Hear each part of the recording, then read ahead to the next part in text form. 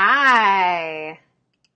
Let's see here. I am trying a brand new format and there we go. Now it's cleared up. All right. So, hi, my name is Dina Cataldo. I am the owner of Sicilian Tea Company and you have come to tonight's Facebook Live. Now, if you've been here before, you might notice there's a little bit of a different formatting. So I'm going to play with it a little bit tonight. Bear with me. I'm hoping it will give us some added features so that way I can take you to different pictures and explain a little bit more about what I'm talking about with you.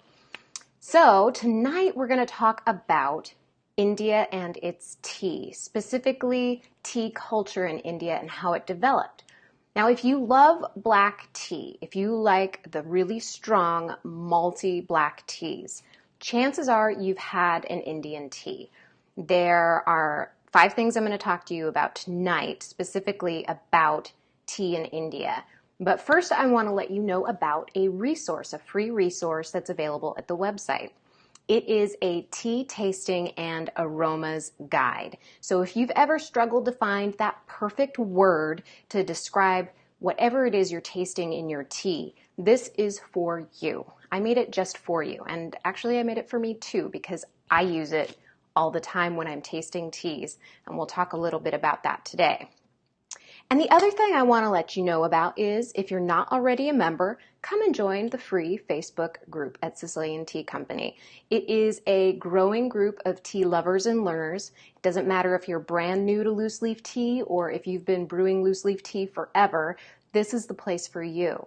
It's starting to really pick up speed and I'm really happy to say that we've got some really cool people in the group. So if you're a member already, say hi in the comments. And if you want to join, go ahead and click on the link that you're going to see on my Facebook page. So let's go ahead and get started. Let's talk about tea culture in India. And let's talk about rituals. And part of the reason why I started Sicilian Tea Company is so that we could talk about rituals, so that we could all, and particularly so that I could help you enjoy your tea ritual more. Because out of my personal experience, I learned that creating a connection with my tea, creating something that can help ground me every day is something that I benefit from all the time. So part of doing these Facebook Lives, part of talking about tea and the regions that it comes from is to help you connect more with what you're drinking. And it's just an opportunity every day when you're drinking your tea just to let it sink in that you are connecting with something, that what you're drinking came from the earth. All right. So whether or not you get into all the woo-woo behind that, doesn't matter because all you got to do is take a sip of your tea, take a deep breath and relax and you can feel grounded. So tonight I'm drinking Earl Grey. Now this is a really traditional, probably we consider it a traditional British drink, right? And that's a combination of Indian teas. It's usually going to be a combination of Darjeelings and which is a lighter, fruitier type of black tea from the Darjeeling region. And it can also be partly Assam from the Assam region of India. Now, first off, let's talk about how tea came to be in India. All right. So the first thing I want you to know is that tea didn't just come as a natural ritual to the people of India. So just to give you a little bit of backstory about this, and I'm not going to be able to do it justice in just a couple minutes, really it was the British who made tea so popular in India. So if we just go back a little bit to the 1800s, around that time, the British became really interested in trade with China, and particularly because they had delicious tea that they coveted. Well, China had a monopoly on the market and they were charging premium prices. The British didn't want to have to pay that. So when they discovered a few tea plants in the Assam region, which is the northeastern region of India, they decided, well, hey, why don't we give tea growing a shot? And so what they did was they got somebody who was a tea professional went to Assam and tried to harvest their own leaves, and they tried to transplant some of the plants that they got from China, but it just didn't work. Those tea plants did not hold as well in the soil as they wanted. They didn't create as good a harvest as they wanted. And so then the British East India Company, which was running the whole show back then, decided to send a spy/botanist to China, posing as a tea merchant, to learn the techniques that the Chinese were using to create tea plants and to have them thrive in India. That botanist came back to India along with about 80 Chinese tea plantation workers, and they started to cultivate tea in India. And really, there are 4 main regions of tea in India. So, and I should make clear that tea really wasn't something that Indians were drinking when this was going on. So around 1850, tea was not something that the Indian people knew about, cared about. There were maybe some indigenous tribes in Assam that were using tea leaves from those Assam plants, but it was nothing like the tea that we know now. It's nothing like the brews that they drink now. And it was the tea board in India that started promoting tea drinking in India that really got the ball rolling, that really got Indians drinking more and more tea. And now the Indian people are only second behind China in terms of how much they're drinking. So the next thing I think would be really great to do, and I'm going to show you a map. I'm going to pop over here. All right. So there are 4 regions in India that grow tea. One is Assam, which you've probably heard about. It's a rich malty tea. Another is Sikkim. Another is Darjeeling. And then if you go all the way south in the Nilgiri Mountains, there is another region that grows black tea. So those are the 4 main regions. Now Assam is a tropical river valley, and it produces this strong and full-bodied malty tea that you're used to drinking, and is a lot of times the blend for things like Irish breakfast teas or English breakfast teas, that really robust flavor. And Darjeeling has lots of microclimates, so some of them have cool breezes, some have sunny areas, there's monsoons in other areas.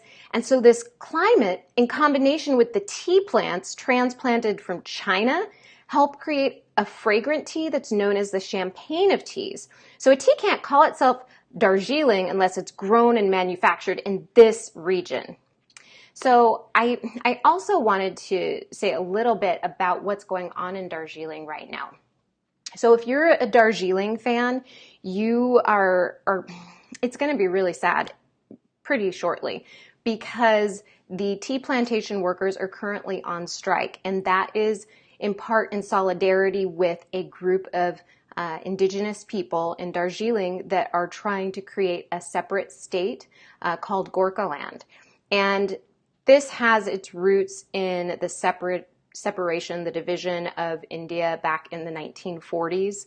And it was such a quick partition, they didn't do it quite right. And so there are still groups that are trying to create their own identity, create their own state. And these people are trying to create their own state in India. So right now, the tea plantations, the tea estates are totally closed. There is no harvesting going on, and this is the middle of one of their harvests. So the tea plantations are not being cared for right now, and even if they were to start working right away, it will be quite some time before the tea is up to par again in terms of what you're drinking and whether or not it's going to be as good as what you're used to drinking. All right, so you're going to learn a little bit more about this in the show notes. I go a little bit more in depth about it. And then I also wanted to let you know about a couple Darjeelings that are in store for you. One of them is on the website. It's a second flush Darjeeling, and there is another Darjeeling that is coming up, and it will be in the 14-day tea tour, which is coming up in October. So just know that I will have some Darjeeling for you in the future, and there's also one at the website, and I'll link to that in the show notes. All right, and so Sikkim, which is also in that eastern area of India is a small area where they're growing lots of black teas. And they're starting to work with the people in Darjeeling to start creating plants that are more along the Darjeeling strain so that they have even better teas. So you're probably going to hear more from that region. And then in the southwest area of India, all the way at the bottom when you saw on that map, those are the Nilgiri Mountains. And most of the tea there is destined to become tea dust that you see in tea bags. But there are some places there, some estates there, that are starting to grow loose leaf teas, and they are delicious. So some of those are going to be really high quality, unlike the ones that you see in the tea bags. So you may want to try those when you get an opportunity to do that. Okay, so most of the teas in India are black teas, right? Well, they are also experimenting. They are experimenting in the Assam region, for instance, with creating green teas. So there is a green tea that I'm going to put in the 14-day tea tour, which is called Silver Queen. And it has all the characteristics that you would expect of a green tea, except it's a little bit richer because it comes from the tea leaves that are usually meant to become black teas. So the tea plants that are indigenous to Assam are the ones that are actually being produced in a way that makes them a green tea. And if you haven't seen the video on how teas are produced or haven't seen that blog, I'll link to that in the show notes too if you're interested in learning a little bit more about what makes a green tea green. All right, so number 4, the fourth thing I want you to know about is about chai masala, because I can't do this video without talking about chai masala. So chai is the Indian word for tea, and masala is the Indian word for spices.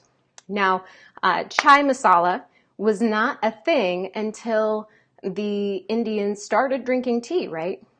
Now, there are roots in Ayurvedic practices, right? So if you're not familiar with Ayurvedic practices, basically it is using plants, spices, roots, boiling them and brewing them for medicinal purposes.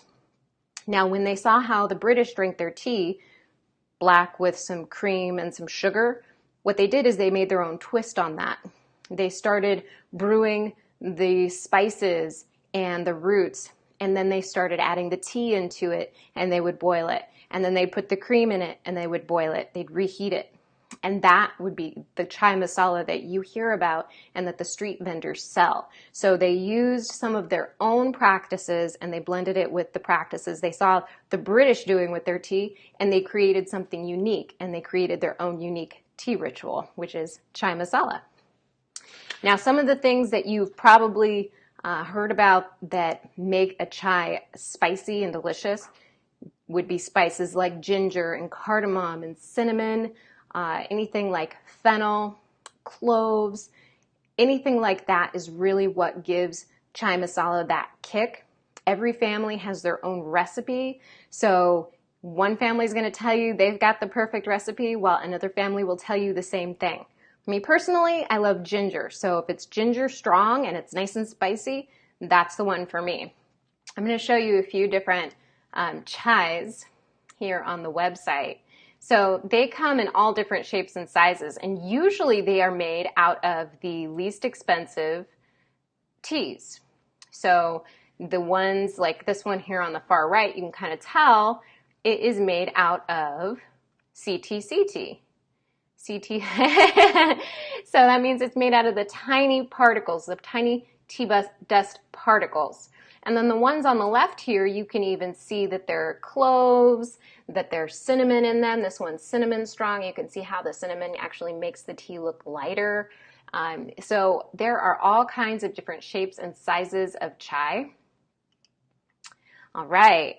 And then if you want to experiment with your own chai, or maybe you've got a chai that you love but you'd like to dissect and figure out what's in it, you might want to go to the website and click on the link for the tea flavors and aromas breakdown. So in this particular guide, I go through everything that you need to know about finding the base of the flavor that you're detecting, whether it's through your taste buds or it's through your nose, and you're going to be able to break it down even smaller into whatever it is that you're trying to figure out is in your tea. And it's kind of like, it is like playing tea detective, like you're trying to figure out what's in it, and I love that game. All right, and finally, most chai is made out of tea dust. So all that means is that it's those tiny particles, and it's actually perfect for chai, especially in India, because it's cheap, so you can make a lot of it for a small price. You also have the fact that it's this really rich malty flavor, because it's usually the black tea from those regions like Nilgiri or Assam that are creating the tea particles, and when you brew it, it's really malty. And you can put as much milk in it as you want, and that's going to cut any bitterness that happens because you're boiling the black tea. So there's lots of reasons that you should use it for chai, and it's delicious. So now I want to hear from you. Did you like this video? Did you find anything in it that was interesting? If you did, like this video, subscribe on YouTube, and if you have any questions that I didn't answer here or I didn't answer at the blog, let me know. I'd love to hear from you. I'd love to find out what you want to know about. And remember that you can get a side-by-side comparison of the different teas in India. So if you go to the show notes, you can take a look at the pictures that are there. I've brewed Silver Queen, a Darjeeling, the other teas that we talked about, one of the Nilgiris. You will see those on the website, and you'll be able to look at them, look at the comparison of the liquors, look at the comparison of the dry leaves versus the wet leaves. I've done it all for you, so you can take a look and see what's there. All right, so loose leaf tea is a way that we can connect with ourselves, a way that we can just take that time for ourselves and brew something delicious. Keep experimenting, drink what you like, and tell me what your favorite Indian tea is. Thank you so much for joining me tonight.